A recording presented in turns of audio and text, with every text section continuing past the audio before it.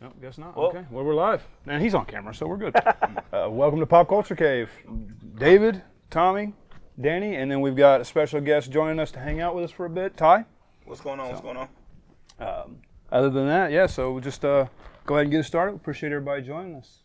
Why I'm doing the open and intro is beyond me, but apparently we agreed without my authorization that we're taking turns, and it's my fucking turn. Man, if that's not the coldest of opens. I'm just saying. So, all right, so Ty, you know, we are a little bit more language friendly. You know, just give you, you know, kind of a rules and expectations. Of course, standard operating procedure, man. No hatred, none of that stuff. Absolutely. But please speak freely, man. Call out bullshit when you see or hear bullshit. Language free, catch. Yeah. So. Censored, but not censored. Yeah. No TOS. But I digress. But no, man, as we get loose, how y'all feeling tonight? Everything going all right? Not too bad. Anybody got Good day. anything they want to? Solid. Yeah, it was a good day at the shop today. So nice, it was a good busy day. Surprisingly for the weather, you know. Yeah, it was. It's sunny and hot. The comic fans came out of their little nerd caves and got their fix. So that was good. It's been the coolest it's been all summer for the past 2 or 3 days. Yeah. In the Chicagoland area, it's been hot. So it has been nice. You know what I think is real interesting is that ever since that Superman movie has happened, we can't get away from it. Yeah. Topic keeps coming up every day. Superman books are flying off the shelf. Yeah. It just feels like comic books have been re-energized by that movie, That's how it should be. which is strange because no other movie before that did it. You can make an argument for Deadpool, Wolverine. I was gonna say but Deadpool itself did though. The Avengers. Yeah, Avengers Iron did Man. it. Yeah, but how long ago that's been? Yeah, it's been some time. I don't think that it's hit. I think Fantastic Four is going to have a resurgence too because of the film. Okay. So I think here, you know, and it's going to take some time for the film to make some routes and everything like that. Because I mean, Superman, there was a little bit more build up and anticipation with it. I think. So people were buying them. Definitely. Fantastic Four, I feel like there just wasn't a lot of people that were super excited for the movie. The Fantastic Four is a little bit more niche, and Yeah. the best Fantastic Four movie's been The Incredibles so far. Yeah. And there aren't any Incredibles comics, That is true. so no, spot on. that's Yeah, they didn't build it up the way, like you said, like they did with Superman. Yeah. Even the good and the bad with Superman, it was still that anticipation. Yeah. Fantastic Four was just like, oh, we're doing a movie. Oh, okay, we're gonna wait. Yeah.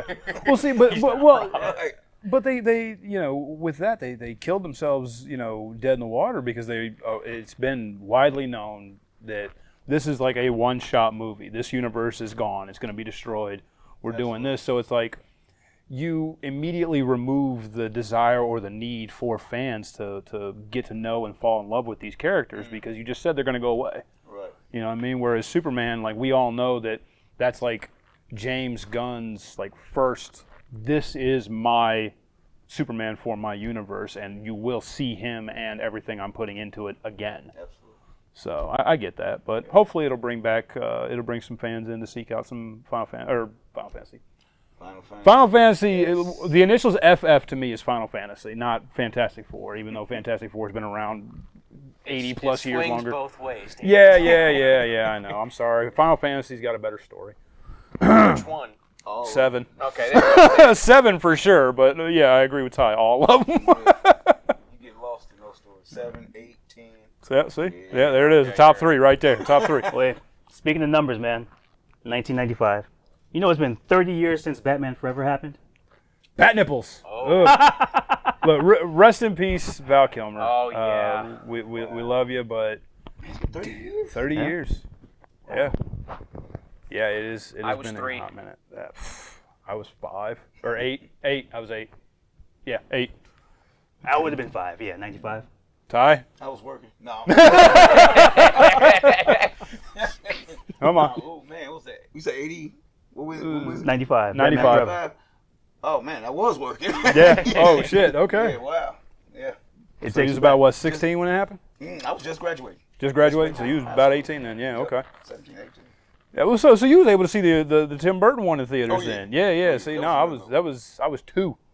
I think because that came out in '89. Yeah, And then Returns came out in, was it 92. 92? Yeah, so I seen Returns in theaters, and my mom told me that Penguin running through the sewers scared the shit out of me. It was real. I loved it. Scared the shit out of me. Absolutely. So that was a year before I was born, though, Ty, but you would have had a good insight into it. Talk to me about Batmania. What was it like before Batman happened and then right after? Man, well, back then you had especially here in Chicago, you had the Whirl of Wheels, the auto show, so that was decked out. Like that was decked out with all the Batmobiles, and you had all the cosplay with the Batman, Penguin, Catwoman, so. a lot of boys really discovered exciting. themselves that year.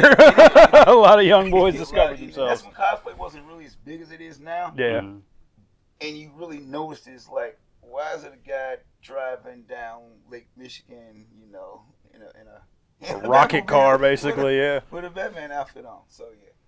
For crazy. for Ryan Garcia when he fought Rolly Romero, they actually were, because that fight took place in Times Square. This is kind of comic book related. Ryan Garcia drove himself, or he was driven or escorted by a Batmobile. Okay. Yeah, and then he lost. And then he lost. Yeah, well, It's okay. Great opening. That's and that's one of the things. It's like, I don't know. Do you think we'll ever get that again? Do you think we'll ever get something like a Batmania again with a comic book movie? I mean, I think we got pretty close with like the Avengers stuff, but once again, that was also 10 years, 15 years of building up to it. Whereas Batman and Batman Returns was just like, that was it. It was, Deadpool a little bit. Yeah, it's a tough call. Yeah. I think the closest that we got was The Dark Knight. Yeah. So Batman Begins right at the ship, because after Batman and Robin, we weren't sure what Batman was going to be afterwards. Right. So Batman Begins put us back on the right track. But then we start hearing these things. San Diego Comic-Con, they're doing these Easter egg hunts. Heath Ledger, he's doing something special with, but nobody believes in him. And then we find out The Dark Knight is The Dark Knight. Mm-hmm. And after that, people are flooding the theaters. It's the first comic book movie to do $1 billion. Yeah. I think that's the closest that we've gotten since Batmania. That was $1 billion. That was $1 billion then. I mean, with inflation and price changes now, it's got to be closer to $1.5 billion, $2 billion. Sure, man. If you was to modernize the time. And back then we're so used to it now, but you didn't have A-list actors playing. No, that's true. Comic book roles like Jack Nicholson. Yeah. In a Batman movie, Danny DeVito. They were big at the time though. Michelle Pfeiffer, Michael Keaton. Yeah, they were. Yeah, we haven't had. You're right. We haven't had like A-list actors since then, pretty much. Michael Keaton was different because he came from a comedic background. And nobody thought he could do Yeah. it. Nobody believed that he could be a decent Batman. And I'm sorry. I still to this day think he was. Yeah, he was absolutely. Yeah. I was one of the losers that thought that not even Heath Ledger can pull off a Joker, but then the movie came out. I was not at all excited about Heath Ledger. I will say it outright. Like my first gut reaction was, you're going to climb out of Jake Gyllenhaal from Brokeback Mountain and then put on the purple suit and become Batman's greatest villain? I don't see it. And I knew Heath was a good and talented actor. Because the range of roles that the man had been in until then. And I was skeptical. I really was. But, of course, he absolutely pulled it the out. Joker off with something special. Very good, yeah. And he did a great job of it. And may he rest in peace on that, but still. Because he did parts of another movie right after. Like he was working on the Imaginarium of Dr. Parnassus or Parnassus or something like that. However you say it. The Imaginarium of Dr. Parnassus. Yeah, he was. It was like halfway done filming, and because of his passing, I think they had to they had to do something in the story to explain why his role or his face changed or something, and they changed his character. And I believe. It was Johnny Depp and Colin Farrell who filled in the roles for his imagination scenes, and then when he got back to real life, they used shot those. Yeah. Yes, sir. So it was very similar to Brandon Lee and The Crow, where they had shot all of the acting parts and then the stunts and stuff, and fight scenes were his stunt double. Okay. So also another gone before their time, for sure, way too soon actor, Brandon Lee. Yeah, Brandon Lee. Yes. So I will say that for practical Batman, one that made a cultural impact, I will say that Matt Reeves' Batman, because his Batman, the way his suit looked, was very much a homemade, pieced together Batman suit. He even had spearheads on his gauntlet and everything, and the way his cowl looked was very silhouette. It was very leather silhouette. You know, he handcrafted it. He had to measure his own face. Yeah. He even sprayed the spray on his eyes, and when he took off the mask, Still had that. right. And then when you go back to Batman Returns, all of a sudden when he takes off his mask, he magically just has. Yeah, there's no eyeshadow. No, Right. yeah, he doesn't have he doesn't have the raccoon eyes. Yeah. Right. Yeah. Perfect hair and everything. Yeah, absolutely. You haven't been sweating in a suit of pure rubber all day and night. Yeah, absolutely. You mean you can move your neck? Yeah. Yeah. Right. That was probably one of my favorite bits with Batman with the Dark Knight was when he came to Lucius Fox with the designs, and he's like, "You want to be able to turn your head?" He's like, "It would make it easier to back out of the driveway." I was like, "That's a good like comedic line because it's very subtle." But also, like, yeah, it shows the evolution of the suit and costume as well as costume design too. Because I mean, Adam West was able to turn his head, but it was a cloth suit. You know, they didn't really lean into the armored Batman suit until the Tim Burton one. Who do we have with us today? So we've got Sri Lanki. Hello, how's it going? We're talking about Batman through the years on film. So I'm just going to bounce around through a couple other things that have popped up with us pop culture wise. So that's where we are right now. Well, appreciate you joining us. That's a good transition, man. I was going to talk about this later, but it just makes sense now. All right, so live action. Top 5 Batman. Right now, go. Didn't we do this last week? No, we did top 5 Superman. Oh, okay. Or superhero movies. They know. Okay, top five Batman. Go ahead, Ty. You're the guest. Ooh. Give us we'll go left to right. give us the top 5 live actions. Michael Keaton. All right. That's tough. There's only been 6, so somebody's getting their feelings hurt. Michael Keaton. What's his name? Ben Affleck. Okay. Robert Patterson. Yeah. There you go. Man, who's the other two? We got George Clooney, Val George Clooney's Kilmer, at the bottom. Adam Val West. Kilmer and Adam West. Yeah. Yeah. And then who was the 2 guys from the 1930s serials that they did? Oh, man. Anybody remember them names? I know. If they're in the top I know five, who- they're I in know the top who and what five. you're talking Does it have to be about, live action is the question. You want to Yeah. make it live action? All right, so my list is the same as his, you know, and yeah, you know, like So- no disrespect to George Clooney or to Val Kilmer. I'll talk about their movies, man. All the disrespect to Schumacher. Wait, he rest in peace. May he rest in peace. May he rest in peace. But all of the disrespect to actually not even Schumacher, because Schumacher did not. He wanted the films, because I heard in an interview he wanted films that were a little bit less colorful than what he did, but more colorful than what Burton did. Schumacher's vision for the films wasn't, I don't believe, what we got. I think that was the studio and Warner Brothers coming to him and saying, "We've got toys to sell. Yes. Make it so that we Video can market games these toys." Yes. and Legos. So we want this to be for that, and I think his hands were tied with a lot of them. So less blame Schumacher, more blame the studio at the time for trying to cross market in a very, very poor way. The movie should not have been the vehicle for your toys, because I remember, and I had all of them. I had all of the Batman and all of the Batman Returns toys, including the big ass Batcave, Yep. Wayne Manor with the Batcave that opened up. Like, I had that shit. I do not know how many hours I spent as a child just playing the movie out with action figures. All right, and I had them all in their various different suit types and everything like that. I remember the Bruce Wayne, his head collapsed in because the Batman cowl with the bat head Came out. popped onto him. Okay, like I had that.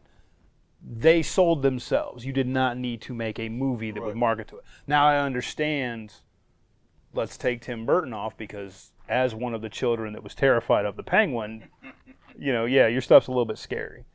Plus, reading Batman 89 and Echoes and everything like that, I'm not sure that at the time what Burton had in mind for Batman 3, his Batman Forever, I don't think that it would have worked.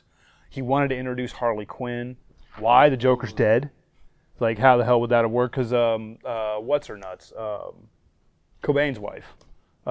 Courtney Love. She was Tommy. she was originally, like, in the running to be Harley Quinn for the Burton verse from what I've read. Now, granted, I read it on the I can see internet, that, so you though. know it's 100% accurate and true. Of course. But you know, She would have been crazy as hell. and it would have worked. But once It would've again, fit you for the can't 90s. have Harley without the Joker, Right. and you killed the Joker in the first one.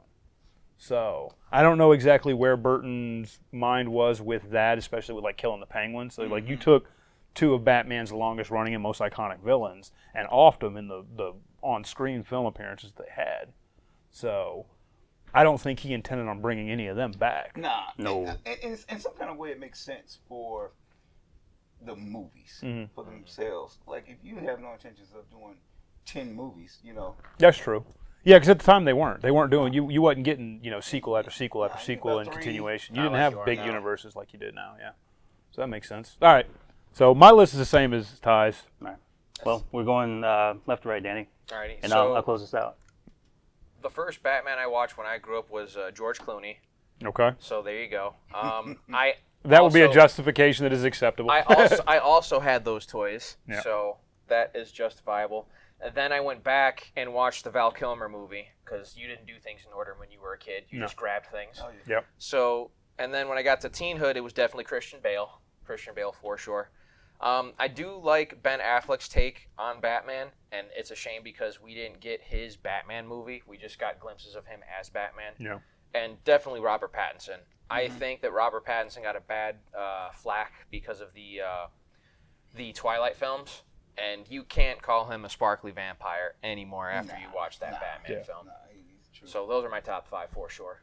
What about you, Tommy? I'm one of the ones that don't care for Christian Bale's Batman. Really? Not really. I love the movies. I just don't care for him as Batman as much. Nah, he's better than Clooney, in my opinion. But still. There you go. It's understandable. Yeah. Well, then you're going to hate my list. I already know. So, number 1, Christian Bale. Number 2, Rob Pattinson. Michael Keaton. I'm going to throw Adam West on there. Then I'm going to say Val Kilmer. There you Really, go. Affleck didn't even make the list for you, huh? There you go. I can tell you one thing though. I will say that the way they did Affleck's Batman voice with the voice changer That was probably the best way that I've seen them do it on film. Yeah. Because everybody keeps trying to, when they're doing Batman and Bruce Wayne, all the actors and everything like that. And I feel like this is from the animated thing. Kevin Conroy was able to change his voice, his pitch, presence, his persona, his pitch, everything about it with Bruce Wayne and Batman. All right. They were recognizable, even as a kid, it was still recognizable that's the same person. But I don't think that everybody has that ability. And him being a voice actor, like classically trained voice actor for animation, I think is really, and may he rest in peace as well. But I think them trying to do that in the movies and not give it some kind of explanation as to why his voice is different. Right. I think the first time they actually got that right was with the Ben Affleck Batman, with the voice change. Now, Keaton didn't do so much voice changing. No, he didn't. But Just did him. well, this thing too is made like his voice Bruce slightly Wayne. deeper. Bruce Wayne had way more lines than Batman did in his. Right. You know, and I think Keaton was able to do that just because it was more of when he spoke. There was no emotion behind it when he spoke as Batman. It was just Came out the straight shadows and like direct. Batman. Yeah. Exactly. You know, just straight and direct. And I think that right there, and then not being able to put any, emotion or actual like acting animation behind it like he would as Bruce, and pulling from his comedic background. And I think that's what made it so noticeable about him and made him such a good and classic live action Batman is his ability to do that. So that's why I think Keaton was good with it. Boy, I think we've said everything we can say about that Batman You gave your in list, right? retrospective. I did. It's the Okay, same cool. as Ty's. Cool. Roughly the same order. Like, yeah. He's not here. He's not paying attention to the podcast. But Wanted to make sure because last time we almost skipped them. And No, last time you outright did skip me. well, no. This doesn't matter. As it turns That out, was we're a gonna skip you Superman again. list, so it really didn't matter too much. What? Is my voice too loud? I don't think so. Never mind. So in any case, Which mic are you? I'm number 2. It's not me. But as we move on, we're talking about Batman. We just talked about Superman. Welcome to Chronically Online.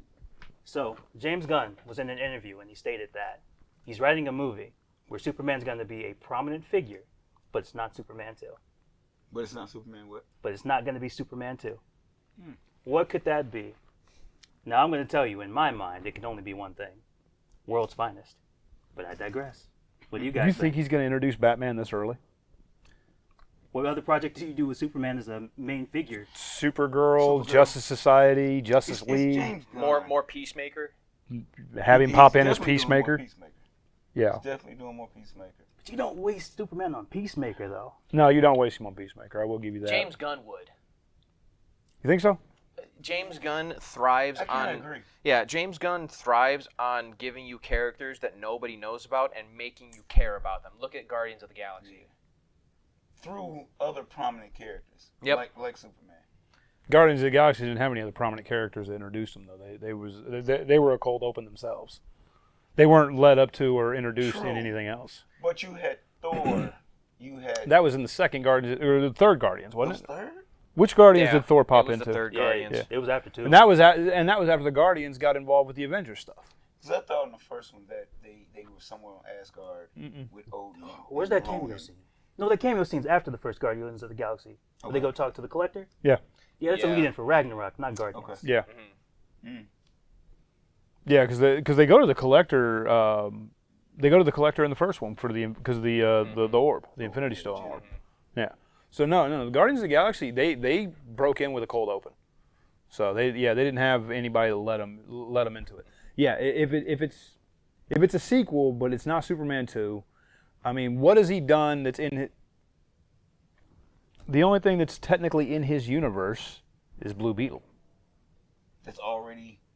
Yeah, that could possibly get a sequel is Blue Beetle. If Superman's going to be in it, So I think that the way that he worded it, it's a sequel to Superman. But it's not Superman 2. how you? So it's a story that takes place after Superman, but it's not Superman 2. He could do the Trinity. He could just outright lead with the Trinity. So since He'd have to find himself a Wonder Woman and a Batman. Where's Wonder Woman? or change it up. He may change up the Trinity, so you might have Superman, Supergirl, and then instead who of would Wonder Woman. right, and then who would be the other powerhouse? Now that's Gunn. I can see that. Yeah. It's different. I think James Gunn is better than trying to trick you, because that's the problem with Marvel now, where they think that they're outsmarting us as fans, and instead of giving us what we want, they give us what they think we need. Iron Man 3. I think James Gunn has learned from some of Marvel's mistakes. He wouldn't give you a bait and switch. He would just do Batman, Superman, Wonder Woman. Well, so let's take a look at how James Gunn might be looking at his universe here. So you're saying in this interview, he's writing a sequel to this Superman movie, but it's not a Superman film. So what that tells me is that he's having his entire universe as one continuous film. Yes. So this could be a whole nother introduction movie Absolutely. that Superman is just involved with and is a part of, because he's going to look at everything that he does as one saga. That's what happened in Justice League International, the book by Keith Giffen. Superman was there, but he wasn't on the team, though, because Captain Marvel was on that team. And so was Guy Gardner. Batman was on the team. Martian Manhunter. So Black Canary. You already had all these powerhouses that were just getting introduced or who were unknown. And Keith Giffen was showing you how strong they were. Yeah. He might introduce Martian Manhunter or his own version of Captain Marvel in the next movie. That could be a thing too, yeah, because they're not doing they're not continuing with the other Shazam, Captain Marvel that they've been running with. So I did like the first one. they were okay. I appreciated them for their tie to mythos and mythology. For sure. So you know, You got a point though. I can see him doing a continuation or one just. I think that's what it's going to be. I think he's going to look at he's going to look at the universe that he's building as a whole and as a long term, as a long running saga. Right. So yeah, I see him doing 9 Star Wars films, and he's building his universe, and they're all going to be sequels to each other. I don't see him doing standalone films if that's how he wants to do it. What was it? Civil War, which was what, Avengers 3? Civil War was actually Captain America 2. Avengers Right, 2.5. but Yeah. everyone thinks It should have been Avengers 2. movie. Yeah, it should have been It's Avengers 2. 2.5, right, Tommy? 2.5. And yeah, I think that if we want to talk about that, like opinions on that, great flick, enjoyed the hell out of it. You did it way too early. You should have waited till you got access to the mutants and Spider-Man and his entire rogue gallery and built that out a little bit, because it affected everybody. You left off all of the people that it really did That it really didn't do it. happened to. Yeah. Yeah. It was just you could have called it anything else. You didn't have to call it Civil War. Civil War was a well-known and very hot and popular comic book story arc. You could change the title to Captain America. You could have changed it to Captain America versus Iron Man, and it would have done the same exact shit. You could have called it Winter Soldier 2. Because that was Yeah. basic. Cause it was No, they could have. Yeah, just called it Winter Soldier. It worked very well, especially you know, in the time we was in. Yeah. You know, with whatever the country was, where it was at. You know, yeah, I see it really working very well for that marketing piece. You know, because I seen when they hit the posters, you know, they hit the red and the blue. You got Captain America on one side, Iron Man, and you got people literally choosing. Yeah. You know, so it worked well. Wait, that's a bag of worms, or whatever the colloquialism that we will not touch. Right. Before we move on, just real quick, everybody say a title. What do you think his sequel is? We'll start this side, David. James Gunn's next piece of shit. Danny. A version of the Trinity or Justice League International. Go ahead, Ty. I think it's gonna be something space, like Green Lantern related. Okay. And I said mine, World's Finest. I know I'm wrong, but You might be onto something because of the Green Lantern show we talked about a little bit last week. That's right. So they are. So it could be Green Lantern Corps. So yeah, you might have nailed it. It could be Green Lantern Corps. Could be. Yeah, we'll see, Tommy. okay. Your wheels were spinning. What more do you have to say about that subject? What do you Nothing. think? What do you think James Gunn's doing behind the scenes? Nothing. That was my final word. Just Okay. I just James Gunn. That's James Gunn right there. That just shouted on the things. Is like he got word that we've been talking massive shit about him, and Right, he just he decided to jumped pop in to see what the hell we was Jimbo about. Gunn, give me a movie. Right, I'm not with these guys. traitor. What? You damn well better sign that contract. We believed in you, Tommy. Yeah, no, hell no. Do it. Absolutely. No, I need everybody to be quiet for just a second. Just a second. Welcome to A Quiet Place. So, Krasinski, Ty, back for A Quiet Place, Part 3. Part 3 or I've actually never 2.1, seen. 2.5. It's weird. It is. I've actually never seen these movies, so I will be out of this conversation. I won't be. That's Yeah, okay. I'm kind of with you there too. I haven't sat down and watched That's them. okay. That's why I brought a ringer. So, walk us through A Quiet Place. Yeah, so I actually never seen the new one, the third one. What was the name of it? It's a lady. It's A Quiet Place. A I Quiet think. Place, right? It was. We're doing prequel, that right? with the beginning. sequel names. Oh, good They know what lord. we're talking It was the about. beginning, right? It's the prequel, but the main Krasinski one. Yeah, that one. Excellent, in my opinion, excellent movie. Krasinski, one of my favorite actors. He in there with his wife as well. Emily Blunt. Yeah. You know, those alien post-apocalyptic, real well-written movies. And it moves. Even though it's quiet. The whole movie's pretty much quiet until action starts. It moves. Yeah, because it finds you with noise. Like I've seen trailers and previews and snippets and everything like that, so I am familiar with it, but I haven't really watched it at all. Now I do because I mixed it up when Tommy was asking me about it earlier. I mixed it up with what you call it, Bird Box. Bird Box, yeah, Very one with Sandra similar. Bullock, Very where you're similar. not allowed to look at things.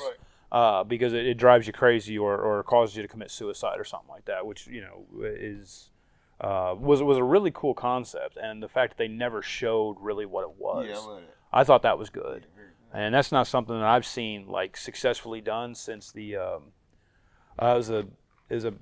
like all of them, it was a made-for-TV movie, but it was something one of the Stephen King stories. King was about to say that. And it was like these just, I guess in the book they were described as just like little balls of teeth that would eat everything. And in the movie it was just like, they was taking bites out of concrete, so you would just see the shit just disappear. But you never seen what it was. Like that was the last time I seen something like this unseen or unlookable entity Yep. wreaking havoc. And that was, hell, I think I was 15 when that came out. Yeah, it's always So. intriguing. So, I don't know. I'm excited. I Yeah. like The Quiet Place, so I'm excited. So they're worth watching then? Oh, definitely. Yeah. Definitely 1 and 2. Okay. 3 I haven't watched. I don't know. I won't. If you Would it make more sense to watch number 3 since it was a prequel before 1 and 2 then? Because Nah. that's one thing I can't stand is if you're going to do a prequel, make it make sense and lead into the first one, or It's kind of. don't alter or rewrite the If you original want to stuff. connect it, you can, but it's kind of off to the side. Yeah. Okay. Because the main characters, they're not there anyway. Oh, So okay. they which one was it, Tommy? 2, where they showed us at the end of 2 or something. They do show kind of how the aliens came or something. Yes. The first one Well, spoilers for a movie that came out a decade ago. No, that was right before COVID or during COVID. Spoilers for a 5-year-old movie. So in the first one, they kill Krasinski. The second one, yeah, maybe. They never showed it. Quiet Place 3. Krasinski's return. So 2. I think you're right. They show like a little snippet of them on a meteor. Right. Right, and it was like a flashback. They showed them something like them on a meteor.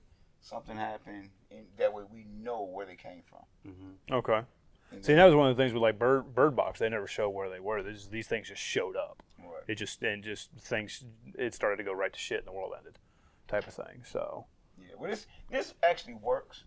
Us knowing, the aliens, but that's all they really give us until they try to figure out how you defeat them, how you kill them, and everything. I was gonna say, you think it's gonna go that route where they might continue doing it to where all of a sudden mankind's fighting back and leads into some futuristic war stuff? No, I hope not. I was gonna say because you know that's where the sci-fi stuff goes every time, always. Keep it horror.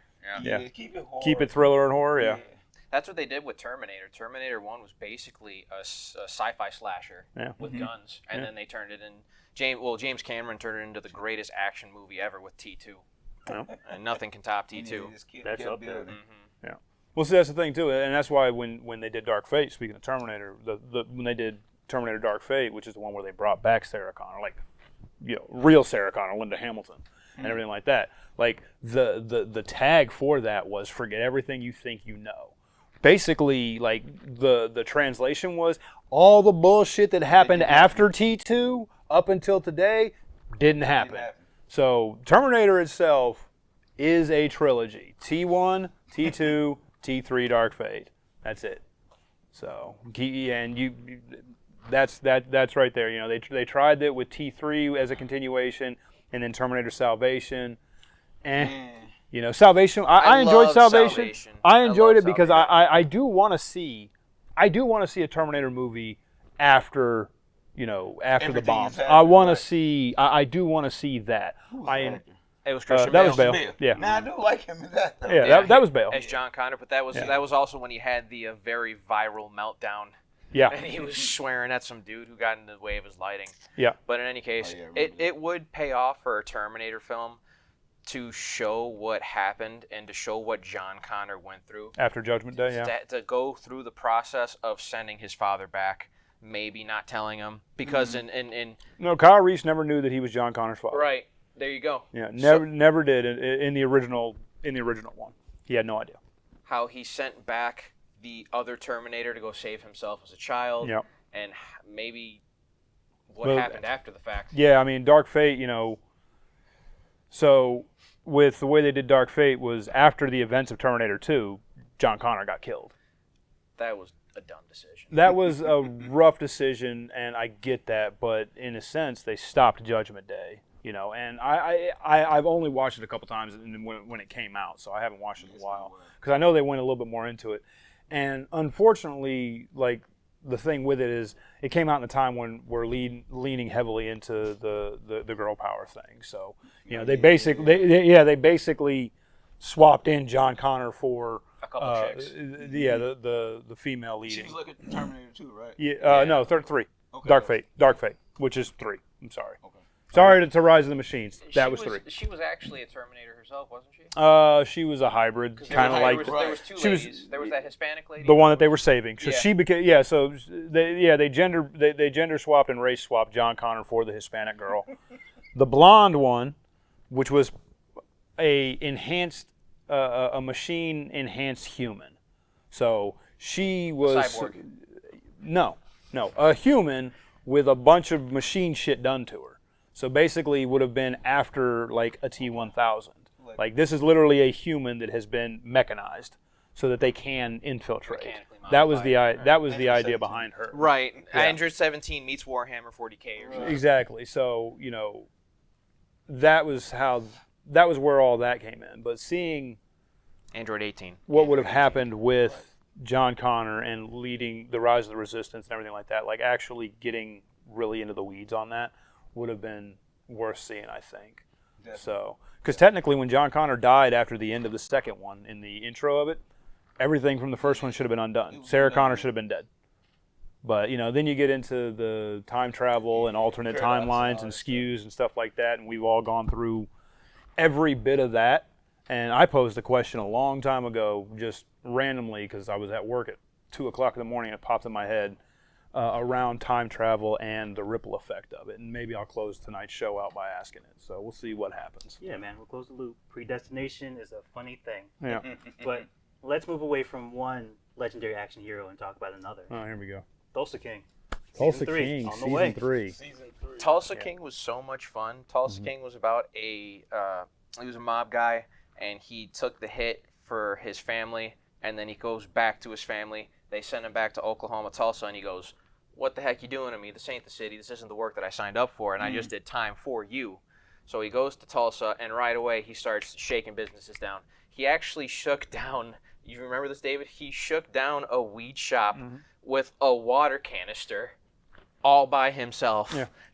He- Have you seen Tulsa King? No. It is it's absolutely so much worth fun. the And watch. the way you explained it makes it sound very interesting. It is so much fun. But yeah, that's basically the gist of it. Mob guy gets out of permanent lockup, and they basically maroon him out in the middle of Tulsa. They send him out there to set up a leg of the mob, and he just starts taking over local businesses. Like he went away. I think they said he did 30 years or something in the show. Something like So he went away when weed was highly illegal. It was, and he comes back out. He pops out. He's just like, they're just selling weed here in the store at the 7-Eleven. Oh, really? Yeah. Okay. And so he asks the owner, like he's there. He's just like, so who's running this joint? Like, who? Where's the? He's thinking that it's a criminal front. No, you're allowed to open up a pot shop, and yeah. So seeing that, and then knowing people that have served a hard time and then gotten out, and when they went in, flip phones were just becoming a thing, and they come back out and they see my phone. And yeah, it's a PS5 in my pocket, basically. Just the way that Sheridan's a hell of a writer. He really is. But the way that's all being portrayed, if you get time, sit down, watch it. I've not been disappointed in any of Taylor Sheridan's How shows. was Stallone in it? Is he like Stallone. Perfect. Top? Was he like? He's perfect. Stallone is Perfect. Stallone. Yeah, Okay. he is absolutely perfect. He has so much fun with the role as Yeah, Dwight. yeah, I think he does. And like I said, Sheridan did Yellowstone. He did all the prequels of Yellowstone. 1920 was it 1983, 1923, or is it 6? 1800s or something. It's 1886, I think it is. 1923. Supposed to be another one's like 1943 or something, but like Generations of Yellowstone Family. And I'm probably misquoting the titles. Please correct me. But he did those. Mayor of Kingstown, Yeah, Mayor of fantastic Kingstown's show. Jeremy Ryan, right? Yeah, Renner's doing that. Tulsa King. You got the other one that he just did, Landman, with Billy Bob Thornton. All absolutely worth sitting down and watching. Okay. Grab some beer, grab some nachos, and binge watch every one of them. They're worth it. The only complaint I have about Sheridan is the man has got so many things going on that it just Keep popping up with stuff. it just seems to take forever between the seasons. But that's also how streaming service seasons are. Right. And it's like, yeah, I need the next one. I'm gonna need you to. I'm in a good place then. I got some stuff to binge and catch up. Sheridan is anything that Sheridan's name's attached to. Now, do you know who he is by chance? Did you ever watch Sons of Anarchy? Oh yeah. Okay, Yeah. so the sheriff that got ran over outside the Sons of Anarchy funeral in I I want to say remember season that. 4. In Sons of Anarchy. He was so he was the young deputy Okay. through the first couple of seasons, and his character died. I do remember that. Yeah, but that's actually Taylor, and he does cameos and all his stuff, and he's over the top as hell, and especially in Yellowstone, it's funnier now. Yeah, Yellowstone is fantastic. Yeah, so anything that Sheridan's got his fingers on, I cannot recommend enough. Didn't know that. So Mayor of Kingstown was really good too. Yeah, that's Yeah. good.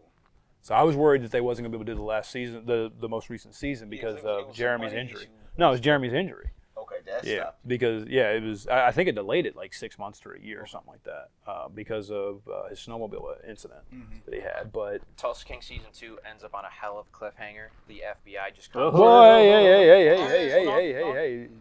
Ah, We have a spoiler thing. Look at that. Look at that. Spoilers. I'll take Spoilers. 5 Okay, seconds. so first off, we have somebody in house that's actually going to watch it. So, do you mind a spoiler, or do you want him to shut the fuck up? You go ahead. I'm gonna forget it. Okay, I'm just all right. zone out anyway.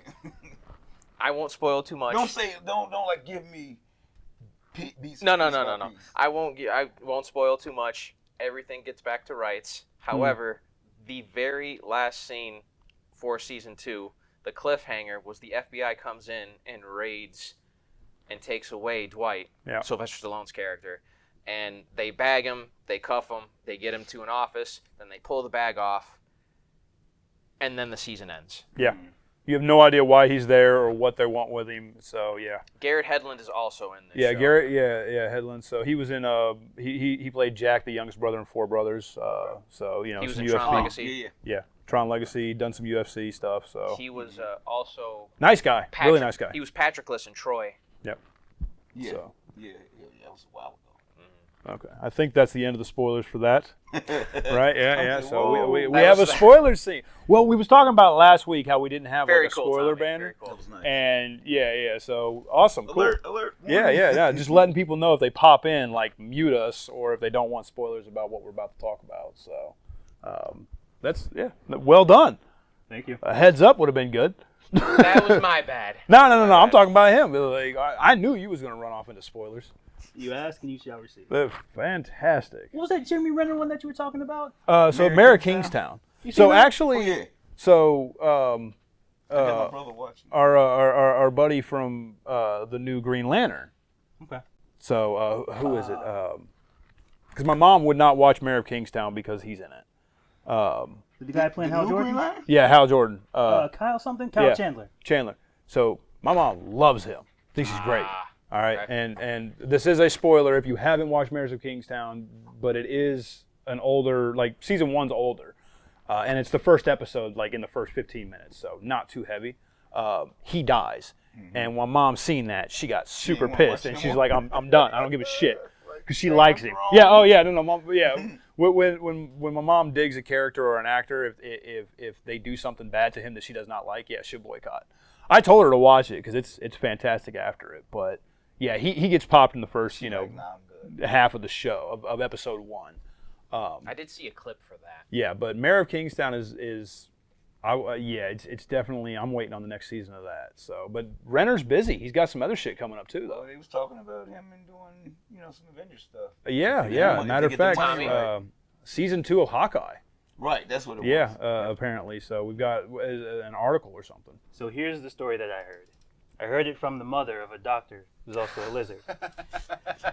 Okay, so Yeah, but she brought an article though, right? Yeah. I was gonna say she had proof. so here's the story. It's a hell of a lead up, ain't it? He's got receipts. Yeah. I do this. So here's the story as I heard it. So Jeremy Renner was offered half of the money that he got paid for Hawkeye season 1. I heard the same. Half of the money. Yeah. Mhm. So if it's $1 million, they turned it to $500,000. Not even the same. Now this is after his accident. So he took it as, Oh, that's dirty. oh, so you're trying to give me half the money because you think I'm half the man now. Oh, God. So that put the brakes on Hawkeye season 2 for a long time. So now I think that he's gotten his health back. I think he's got his mind back together. And they asked him in an interview, would he do Hawkeye season 2? Yes. Yeah, that's fucked up. You got half the money because I'm half the man. But yeah, man, something happens to you. You start thinking crazy yeah, things. that's the way you're gonna take it. Cause Yeah. I mean, It's like, really? I can't get the same? Not even the same. yeah. Well, he said that see, he's my getting thing better is, physically. well, see, and my other thing would be like, the man had a literal like near death experience. He was Okay, there. like He was there. so like you are on the cut, like you look up from the hospital bed and old Grim Reaper is standing there Right. just with your hourglass, and you got like 4 grains of sand left in there just waiting for it. You're gonna think some stuff. So I cannot at all judge Jeremy for where his mind would have been having that conversation. Absolutely. And there was in the season of like Mayor of Kingstown after he came back from his accident, his movements and everything like that, they did seem like a little bit more labored. Like, because I'm pretty sure he was still going through like physical therapy and rehabilitation when he was walking around. There's less running and everything like that. And then like fight scenes with him didn't really get into it He still till had the that end of the contract. season. Until Damn later. right, he still had that contract. Until later into the season. So I could see, returning back to the table, the negotiating table, especially after he's healed and everything like that, and maybe considering or accepting less money, but also negotiating out stunts and fight scenes and everything like that. Because, take the injury out of the fact. How old is the man? Oh, he's got to be touching 50. Yeah, And he's always been, very, very active and He's lots in of shape. moving around, lots of jumping and crazy acrobatics and stuff but that kind of on injury, film. But yeah, once again, that kind of injury, yeah, it would take a toll on you anyways without that being a factor. So I could see negotiating less action stuff for less money, sure. But you look at folks that have completely put their bodies through the ringer for our entertainment, like Jackie Chan. Oh, his stunts are legendary. Absolutely. His bloopers are legendary too. But for Police Story, when he went on that post and went through all of the glass with all the lights, Yeah. and he said that just sucked all of the energy out of him. Yeah, Stunts are absolutely. dangerous. Yeah. Yeah, David, you were saying? that man, but it takes a toll on your body, No, it and does. then to suffer a massive injury like Jeremy, once healed up and come to grips with the trauma that you have suffered from that near-death experience, I can see him coming back and needing to revisit. And I'm just glad that Disney didn't do what Disney's notorious for and just shut the And door just on shut it it down completely. and Yeah. Because I don't care for little Hawkette.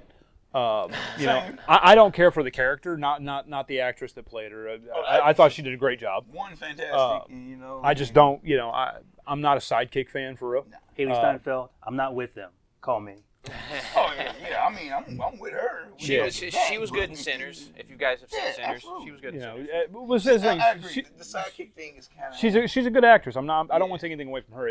The character itself, I don't care about. Not at all. And I wanted to see, when I seen the Hawkeye series announced originally, I was like, okay, cool, we're gonna get Hawkeye standalone stuff, and that's what I was looking forward to. Ronan and some Hawkeye. Like Yeah, some real Hawkeye yeah. I wanted to see some real standalone Hawkeye stuff, Yes. and I was hoping that because they had just done the Black Widow thing, that was a prequel or wherever, which horribly handled by Disney and their marketing team, and I'm sure Scarlett Johansson would completely agree. I was hoping that was going to be the majority of what the Hawkeye season 1, at least the season, was about, was what was he doing during the snap when he was off popping everybody. Or, yeah. You know, What led like, up to because all his that. family got snapped. His Exactly. wife Yeah. and kids, they He was got snapped. alone. Yeah. Yeah, that And so he's out like, why do you get to live?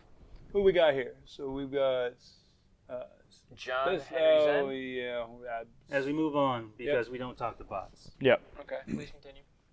No, man, Danger, Will Robinson. Danger. Right. that Hawkeye Thank you, sir. stuff had the potential to be so much better. Yeah. The Matt Fraction, David Aja stuff that show was inspired from is the best Hawkeye stuff. Period. Yeah, man, they just made it too goofy. Yeah. Well, I mean, it was very much meant to kick off or help assist or Disney. kick off the MCU Mm-hmm. is what they were doing. So He's trying to find out who this possible. no, I'm trying to. Well, we'll talk amongst ourselves while he's doing his thing. But no, man, Hawkeye season 2. Well, while he's doing that, do you want Hawkeye season 2? I want some more Haley Steinfeld. I want some more Jeremy Renner. I wish we Just would. for the sake of them, I don't know. I mean, I want Jeremy to get his money, Yeah. and get his just due, definitely. But I need him to be in it more. I need Yeah, him to be for surrounded sure. around his character, not Haley. I'm sorry, she can be there, just to look at. But Haley, I'm not with them. You know who to call. I wish we would. He invited him, Haley. He Right, invited right. him, just so you know. But this is the thing, though. I wish we would have gotten. I'm actually with David on that. I wish we would have gotten more Ronin. So hopefully we'll get some Ronin. Maybe not. I think it might now be. I think now it might be a little bit too late. Yeah, it wouldn't like make any it's sense, it's but- at the point now where it's time to fully pass the torch. Yeah. Truthfully, I really do think it's where it's going to go. And that's where I think that they do the Hollywood thing of, oh, we're gonna do it. It's just that the time's not right. We're gonna do it. Hawkeye season 2 is never going to happen. Or I should rather say I would be shocked if it does. Yeah. Just like another show. Oh, so this wasn't a confirmation thing. This was just him saying, yeah, I would do it. You do it. Oh, well, hell, I know what they the hell are talk we even about talking money about and it for then? Just like Dr. Isaac with Moon Knight, a show that he's never going to do a season 2 for. Yeah, see, and that's sad because Moon Knight season 1 was awesome. It was. I think it was the wrong timing. Yeah. Yeah. Wrong timing. I mean, it was awesome. Wrong timing though. Yeah. Yeah, Marvel was in a still kind of a weird place, but they I were think in a that- very weird place with all the, like you said, the Disney Yeah. stuff. Yeah, I think if they would have dropped it after, I think with them doing what they're trying to do now, and especially after like Deadpool, Wolverine, and everything like that, where it's basically like this is the movie that is tying everything together from all of the various studios, and we have all of our properties back for the most part that we can put on film.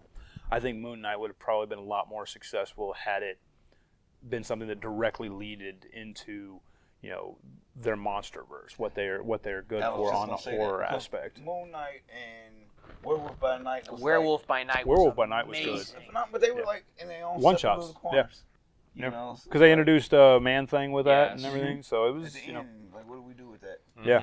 And that's honestly like that's what I'm looking forward to from Marvel is I want you to get into your monsters. I want you to get into Blade. I want you to get Yes. into Ghost Rider. I want you to Midnight get into Suns. Man Thing and Midnight Suns. Like give me that, because that I think we don't have anything like that in We don't pop have culture right now. No. You know, we almost did. I mean, They tried it with Doctor Strange too, and it got too dark. That's why they pulled Sam Raimi to keep it between. That's Sam Raimi that's is- why they. That's why yeah. He'll go in left field, man. Yeah, that's why they kept it between campy and not too horror, Like, but not too no. campy. No. It was just no, Doctor Strange too. no. That Oh, one got killed by madness. COVID. Yeah, that was a hear you, COVID. but that Yeah, one- that that's a that COVID was casualty. absolutely a COVID problem. Because Doctor Strange 2 was decent. Like it wasn't a bad flick. They overthought the movie. Yeah. The multiverse. Now, Well, that was decent. exception being the first two Tobey Maguire Spider-Man flicks. Raimi needs to stick to Evil Dead. I'm sorry. Army of Darkness. Yeah. Yeah, you stick to Evil Dead. That's that is what we want from you. That is what we expect from you as fans of horror and campy and macabre. Stick to Evil Dead, bud. But the Tobey Maguire Spider-Man's 1 and 2, just 1 and 2 was great. All right. So I will say those were exceptions, and I can appreciate those. But no, I think that Yeah, we don't have anything in pop culture. yeah, like right now, like I can't think of anything. I mean, we had, you know, going through the timeline, you know, we had Buffy, we had Angel, we had Charmed, we had Supernatural. They tried to do Hellblazer, Constantine. It lasted a season, and it was good. Well, hold on, David. I can hear "Carry On, My Wayward Son" right now. Carry on, Supernatural. We had You mentioned- Supernatural. you I mentioned mentioned Supernatural. Absolutely. Yeah. I wasn't listening. To All you. right, I'm talking about afterwards. I'm not even hearing my own podcast. Now that Supernatural's done, you know, we almost had The Bondsman on Amazon Prime with Kevin Bacon, which was phenomenal. It fits that horror niche, that continuation horror niche that we as fans need. And to my knowledge, like what's actively out there right now, we don't have anything to scratch that itch. Is there a TV show right now that is, you know, even TV show, no. Vampire Diaries, like all of those, True Blood, like all of those right there, the thriller, horror, drama, you know, either seasons on a streaming service or Some kind of weekly TV show from a network. We don't have anything like that. Like I said, Bondsman was the most recent one that they just tried with Kevin Bacon. Phenomenal first season. I can't believe Amazon didn't renew it. Y'all are dicks, because it was a well filmed, well casted, and well written show. I forget her name. It was Jennifer something, but she was probably the reason that they canned it, because she was trying to get rid of all of the toxic masculinity that was within Amazon Prime. She's been fired since then, but she is also the reason why Conan the Barbarian didn't even get a head start in Amazon Prime. We were supposed to get a Conan the Barbarian show, and the person who was running Amazon Prime at the time as a subscription service to stream things. Oh, Evil. Said- Evil was another one too. Said was That ended too quickly. Said that You went with too much toxic masculinity, too 3 many or muscles, too many swords, too many this, too much that. Okay, cool. Well, was- then she was look, you go to the L channel or whatever the hell that channel is, and shut the hell up. She's been fired since then. Okay, But she's the reason why we have was it The Wheel of Time and a whole bunch of fans who have read the books, who watched it, hated it, and first season was good. Rings of Power. It's also. I've heard a lot of good things about Rings of Power, but I'm not. I've heard nothing but bad things about. Yeah, that one is polarizing. You either like Rings of Power or you don't. I'm Yeah. biased. I love Lord of the Rings. So There you go. Yeah, see, I got a buddy of mine who's a massive Lord of the Rings fan. And he enjoys the Rings of Power. I'm not big enough into the Lord of the Rings lore I just or like the fandom. lore and the stories, and Yeah. I just want to see where everybody coming from. If it's not Peter Jackson, I ain't touching it. I mean, that's fair. So, okay. All right, so you found the cancer, you cut it out and removed it. Somebody call Kevin Bacon and tell him the show's back on. Like, what the fuck are y'all waiting on? For real. Yeah. We love you, Amazon. We're They- just passionate I about these shows. give a shit Her position about was dissolved. Bezos. Her position was dissolved. I when she wonder was why. fired. Yeah, Okay. because they just made up a position for her to be there. Okay, well, so we know the source, and hopefully she never works in any kind of control around pop culture ever again. Her name, it was Jennifer Sulky. Jennifer Sulky. that's who Okay, that well, is. she sounds like she's just a absolute happy person. No, she might be. I'm She's sure. on vacation, the permanent one. Right. As we move on. What do you got? You mentioned my friend Sam Raimi. I know it's not on the format there, but they just announced another Evil Dead. Oh, good, because the last one was fun. It was a lot of fun. There you go. I enjoyed the hell out of it. You can't go So- wrong with it. Because the girl who played the mother, she was in Vikings, and she was phenomenal in that too. Oh, she? I like the way that they did the Necronomicons in this version of it, and I was waiting for that traditional Sam Raimi flair, and it was perfectly done. Like, that's what I was looking for when I seen the Sam Raimi-esque stuff in Multiverse of Madness. I didn't even know that Raimi did that film. I had no idea going in to see it. I sat down to see it. I know And you did, but I as soon forgot. as Zombie Strange came back, You like, wait a minute. I audibly out loud in theater said, "What is this Sam Raimi ass shit?" Because I completely glossed over Bruce Campbell's cameo appearance in it. I was just like, "Oh, cool, Bruce is around." Like, because I like Bruce and You seen everything. the Like, new Walking Dead? I mean, not Walking Dead, but the new 28 years later, I have not. He was in. He Bruce was, Campbell. yeah, he was in Multiverse of Madness. Okay. Yeah. He was attacking himself. Yeah, there was Right. smoke. Yeah, that was that. Yeah, the hot dog vendor or whatever Right, he was. yeah, Yeah, yeah. yeah, that was him. And I was just like, himself. it's fantastic. Bruce is still because I liked him in Burn Notice. I liked him as Ash, of course. Cool as hell in Burn, though. Yeah. That's So another underrated show. he's a great actor, and he's always funny in what he does, even when he's being serious. Like, it's entertaining to watch. Right. So I was cool with that, but I had no idea that Sam Raimi did Multiverse of Madness, and then when the credits rolled, I was just like, "Yep, okay, that makes sense." Because went the whole time because I don't look into the stuff too much beforehand because I don't want to catch spoilers or have anything ruined. So I'll kind of stay away from like IMDb and all that. It's a You lot don't wanna better be to go surprised. blind. When it Yeah. came to Burn Notice, I didn't like the two leads, but Bruce Campbell made that show. You mean you didn't like the two I leads? didn't like the Really? two leads. Yeah. What? I wasn't a fan of the two leads. Royal Pains was a show that I Royal gravitated Pains? towards. Yeah. World Pains got kind of repetitive though after the. I'm going to unfreeze. The as sickness this- of the day this or the discusses. sickness of the week Yeah. or whatever. Yeah. I All understand. right, but Opinions vary. name a show. So here's the thing. You say Royal Pains was repetitive, okay? All right. So, as a child of, you're a bit older than us, but as a child and teenager through 80s and 90s, 90s, okay? yeah, okay. All right. So let's go with that, okay? Because every single show that was top tier was all repeat. I can tell you the absolutely. entire plot to every single Power Rangers episode from back in the day because they were all the same. Right down it to was the minute. it was teenagers beat up putties. was. Big monster comes, beats up teenagers. Teenagers morph, they beat up big monster. Big monster gets real big. And then Megazord beats up real big monster. Play Credit theme song. Credit roll. Yeah, now you gotta- Sometimes it made it to a two-parter. But every episode, I guess it's and that we thing ate where- the shit up. Where you like it, it's got to be something you want to see. Yeah, over and over. fair enough. And I guess that's what it is with me. Yeah. I like Royal Pains, but then at one point I was like, okay, I'm done. I'm Yeah. done. And he's doing the same thing, which of course he is. But unlike Walking Dead, I just want to see them run from zombies. Every show. See, Every show. Walking Dead got repetitive for me. I stopped watching Walking Dead when they lost the prison.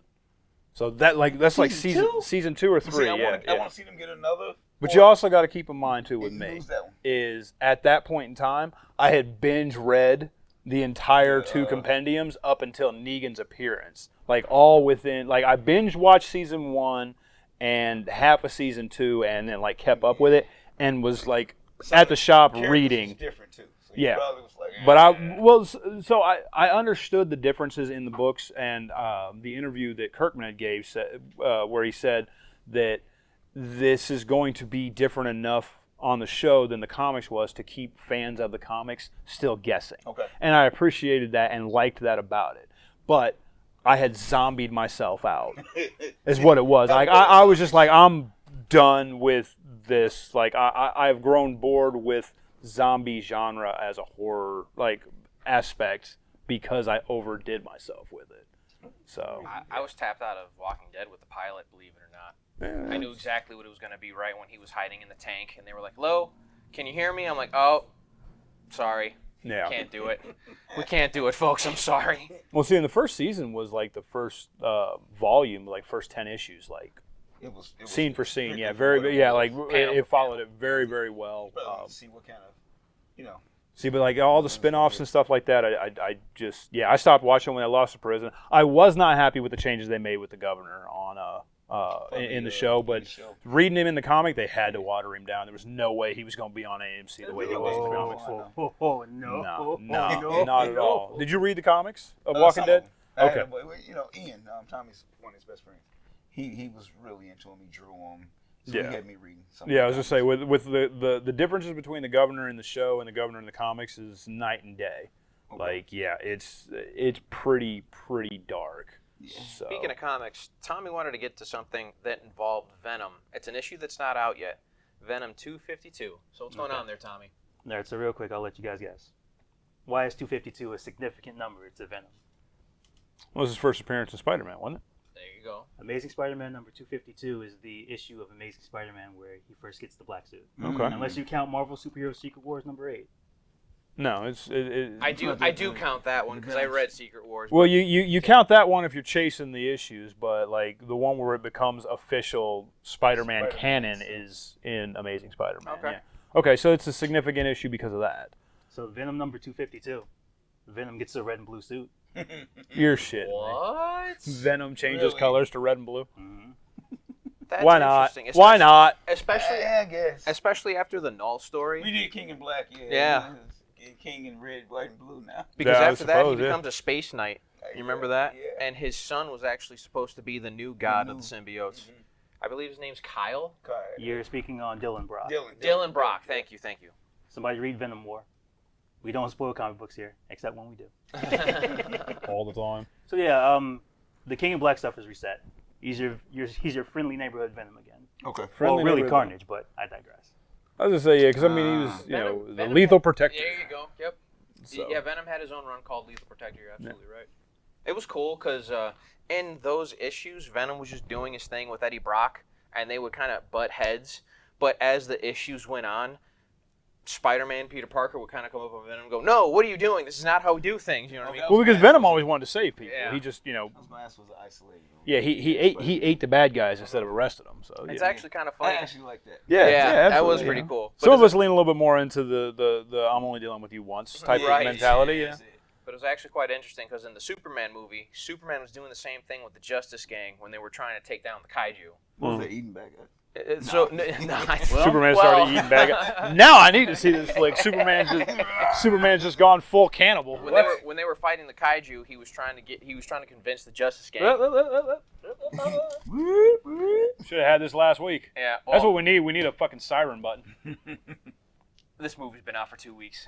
This movie's been out for 2 weeks, and I still haven't seen the damn thing. So, Me either. well, when Superman's fighting against this kaiju, the Justice Gang joins in. So he's trying to kind of convince them, like, hey, can we just not kill it, or at least humanely incapacitate it, so it could be studied or something? Right, Yeah. right after Mr. Terrific got its Mr. Terrific spheres into its stomach and imploded it. I mean, that is Superman. Maybe we can change this thing and we can have a, sit down and we can talk Right. with them. And Superman's all about breaking bread instead of Breaking faces. faces, yeah. So okay, fair enough.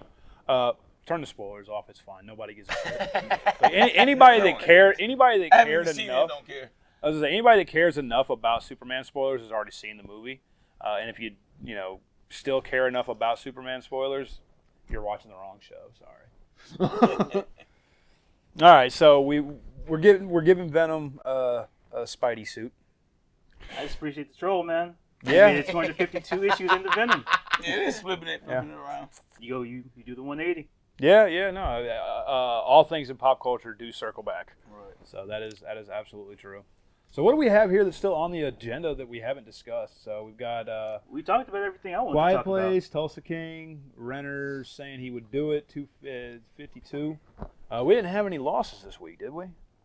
No. about. No, man. I don't think Thankfully. anybody passed Thank away. goodness. Yeah. Yeah. What do you guys think of That we know of, anyways. What's his name? He played in Star Wars. He's doing the new Naked Gun. Oh, Liam Neeson. Oh, Liam Neeson. Liam Neeson, the Naked Gun. Yeah, I was like. So there was a trailer when you would go see Superman. Depending on what theater you went to, there was a trailer that would play. It was a teaser for Naked Gun, and Liam Neeson's character would go, "Now go ahead and watch a movie with the dude who wears his red underwear outside of a suit," something like that. Yeah. So it was kind of funny, and I go, "All right, this should be fun." I'm good with it. I enjoyed the original Naked Guns. They were fun. They What's his name? spoof comedies. Frank Drebin, Leslie Nielsen. Yeah. Leslie Nielsen. I mean, God rest his soul. Yeah, you can't replace Leslie. You can't. But at first I was torn, and then when I seen the trailer, Making him his kid. yeah, Liam Neeson is like, I'm like, okay, this might be. So and see, and that's the thing too, is because look at Liam's repertoire. He went from being the guy that has a set of skills and he will find you and he will kill you, Right. to being a spoof character of that character. And That should be fun. it shows that Liam has range for one as an actor, because he's a phenomenal And I think actor. we forget that. Yeah, and it. I'ma honestly bet that he heard about the movie, called his agent, and was like, I feel like having some fun. I'm gonna do this. I honestly doubt that the casting directors went to Liam Neeson. and said, "Hey, we got this script. What do you think? You want to be the main character?" I feel like this is one of those ones where he was like, I want to do this And he was because like, you know this is a spoof, like Yeah, I like- want to do this. I feel like he's the one that reached out on that one, and I hope be. I hope to have that confirmed or denied in an interview. So you guys will appreciate this. I might be making this up, but I'm pretty sure I heard this And we story. make everything up. Why not? So Liam Neeson would be in the airports, and people would just be starting to recognize him earlier in his career, and they would go up to him and they would say, "Hi, Mr. Nielsen." So it's a meta joke where Leslie Nielsen Mr. Nielsen. was what people used to call Liam Neeson. Really? Wow. So now Liam Neeson is Leslie Nielsen's character. That is Not that only is in comic sense, books, but man. in real life, the universe and/or God, whatever you believe in, will have everything come back. that full is circle. and see and that could even be a thing too. Is that's why he decided to do it, was to a nod to the homage fans and and mispronouncing his name. Whatever the reason, I hope that he pops up with an interview and explains why or how it came about. Yeah, I think it's gonna be fun though. I think that it's as a fan of the original ones, they are classic Big class. cop, secret agent spoof comedies. You got to enjoy them for O.J. what they Simpson. are. Man, this shit's That was that in the O.J. trailer. So O.J. Simpson's character's son, and he just looked so disappointed at that.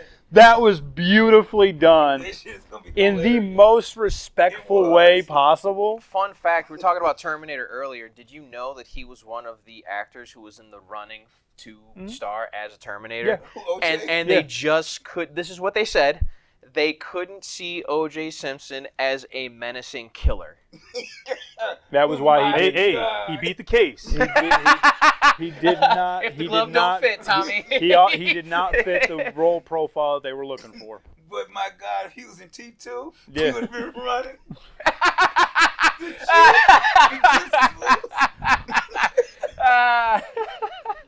No, Wow. no, not allowed. Done. Stop it. Stop it. Stop it. I'm not sure. Whatever. Oh goodness. Oh man. R.I.P. Johnny Cochran. Yeah, I think that it'll be a fun movie to see.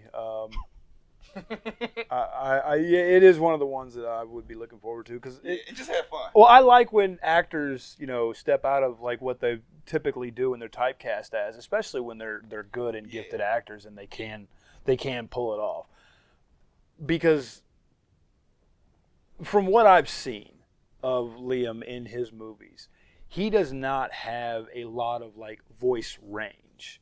He is very monotone. Yeah. And very, very, very mellow or direct with how he speaks. Mm-hmm. And to have him say comedic punchlines in that tone is going to be over the top. Like it will absolutely be laughing out loud, crying, like for sure. Just to have it. The trailer has me cracking up. Yeah. I'm like, okay. Well, because he's serious about it. So when he delivers a line that is completely off the wall and ridiculous, Deadpan. he's not going to crack. I want to see the blooper reel for this flick. You ain't even got to release the movie. Release the blooper reel. I'll pay to see that. Sell them for $5 on YouTube. I'm telling you right now I would subscribe to see that for sure. I want to see the blooper reel. I hope they put that out on actual hard copy that comes with the extended shit. Since we've talked about things going full circle, we didn't really talk about what the Batman films represented to ourselves. So, when it comes to Batman 89, what did Batman 89 simply mean to any of you? For me, it was Batman and Robin. Batman and Robin was basically my updated version of the campy Batman, the Bright Knight. Yeah. And it sold toys, and I bought those toys. My parents bought me those toys. So that was all the commercial that I needed to go out and buy those action figures. So to me, when I was a little boy, Batman was always an action figure up until you watched the Bruce Timm animated Batman series. And then Kevin Conroy and his voice took Batman into a whole new atmosphere, stratosphere. Yeah. Culturally speaking. That's just me. No, it makes sense. So, what about you, Ty? Around that time, Batman '89, Prince had a song, right? That was one of the main. That was he did the two theme songs or the two big songs, and it was his. Right. And that was like a huge pop culture change, for me. It was the two songs, right? It was the museum song and then the one? the museum song and then the parade song. Those were two. The parade song, those were both Prince's. So that was just like that. Well, he did the whole soundtrack, right? It was no, because it was Edelman too. Okay. But no, please continue. Absolutely. Continue. That was just that cultural change, and it was like Batmania party, like Times Square, like it was like a big shock, and you want to be part of it. Me, it was like one of those things, man. I got to be a part of it. It brought everybody together. Yeah. Type of thing.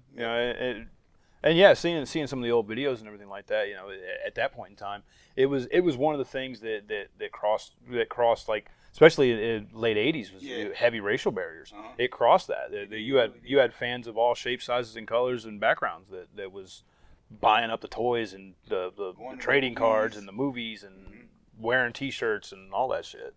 Yeah, seeing the old news coverage of it. You remember when Seal did "Kiss from a Rose" for Batman Forever? Yeah. Yep. Batman Forever, right? Yeah. What about you, T? What was Batman '89 or any of those original Batman movies for you? The childhood Batman movies. So I would have seen Batman '89 later on VHS in my house. Okay. I appreciate Michael Keaton. I like Batman '89. I like Batman Returns. But that morphing into Batman the Animated Series is where I really connect with that stuff. Yeah.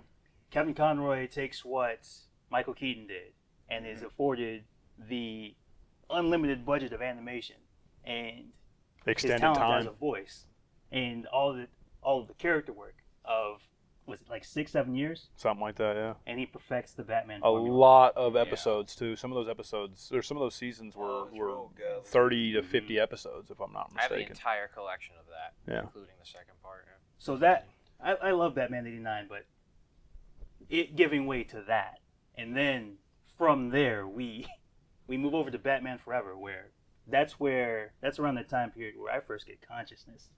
I'm 5 years old and I'm in the theater and I see Tommy Lee Jones, I see Jim Carrey, I see this crazy movie on the big screen, and then I'm off to the races. Then I see Batman and Robin. I'm 8 years old. I don't know anything. That's a good movie. Schwarzenegger was in that one too, right? Schwarzenegger was in there. Schwarzenegger was free. Nice to meet you, Batman. Yeah. And then It was great. It was good. yeah, they are what they are. When They're you look fun. at them now, I'll get there. I'll get there. Go ahead, T. Yeah. Go ahead. It was 98. I'm 8 years old. I'm looking at that. They're talking to me. They're not talking to me now. But then it goes away for a little bit. Batman Begins happens. I'm a teenager now. Dark Knight happens. I explode. So Batman 89 is a cultural touchstone, like Ty's talking about, where there's before that, there's after that, and the character of Batman explodes to heights that he'd never seen before. Yeah.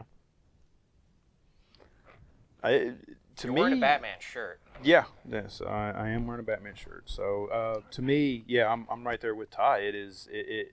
To me, it was my youth. Went and seen the second one in theaters and terrified the hell out of me. Don't remember that, my mom does.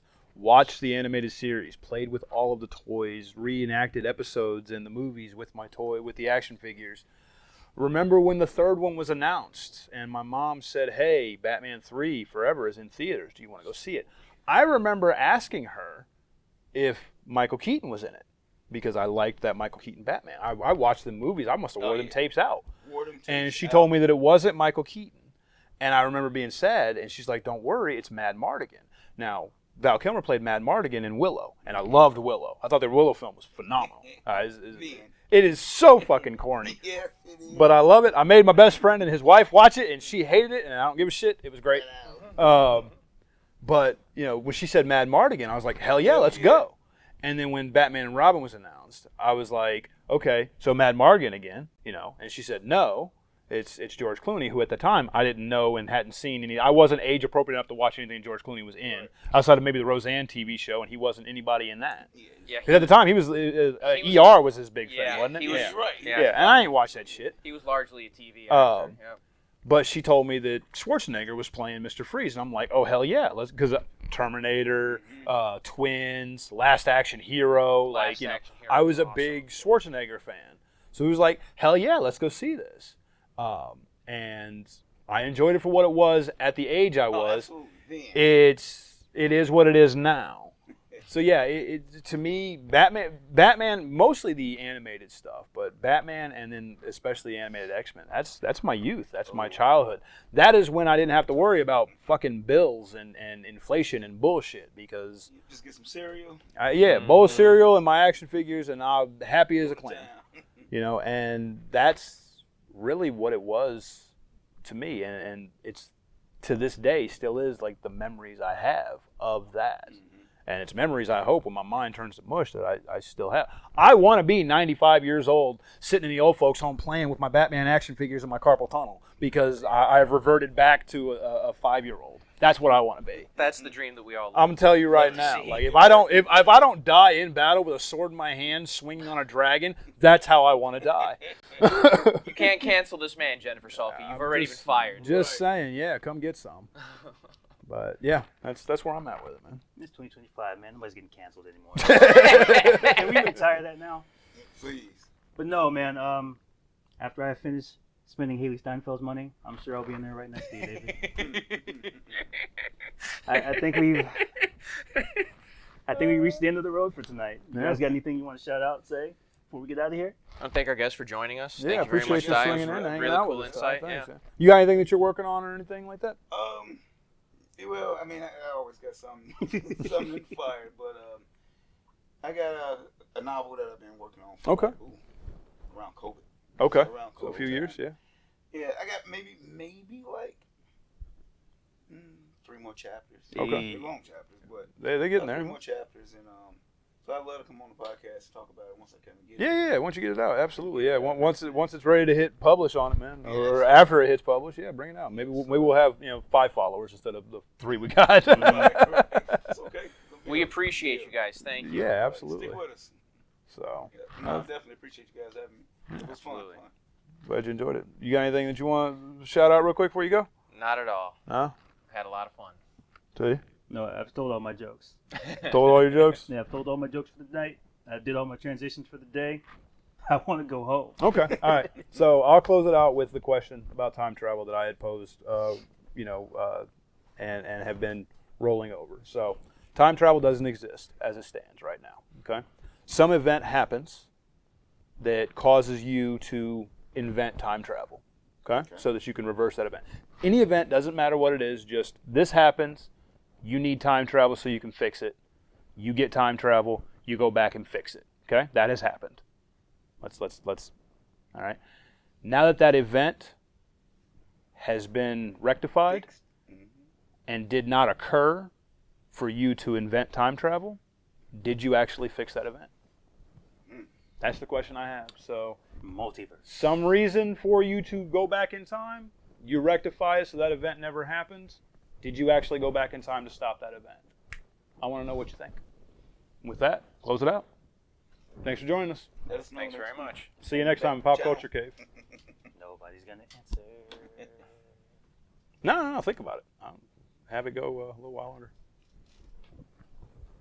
I don't think that did what it was No, supposed you to have do. to stop everything, homie. We're going to stop everything first.